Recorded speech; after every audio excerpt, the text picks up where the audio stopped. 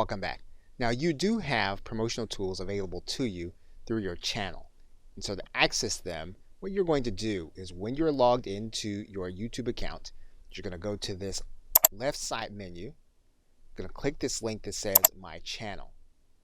When you get to that area, you're going to notice a couple of things. The first thing you're going to notice is that you're going to have some artwork that you can alter. So what you're going to do is go to the right side and you're going to see this pencil and you're going to click on it. You're going to click this link that says Edit Channel Art.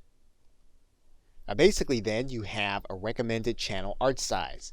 So this is something that if you want to have created on Fiverr or some other site, you can do that, or if you already know how to create your own graphics, you can have one created, but you definitely do want to have it at this size.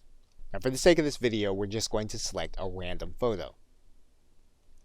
Once you have your image in, YouTube will show you what it looked like generally on anyone's desktop, on their television, or on their mobile device.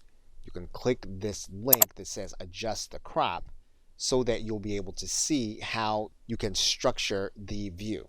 You'll then have an image on your channel. Now one thing you can do is you can have your image created with a call to action on the actual image. Now, another thing you can do is you can change your profile. So what we can do here is we can click this pencil. And YouTube is reminding us that when we change this image, it's going to be connected to our entire brand. So what we're going to do is we're going to click Edit. And we're going to find the photo that we want to use. Once we have our photo, we'll then click Done. We can then return to our channel. You will see then that your profile has then updated. So you've now done the graphical element of customizing your channel.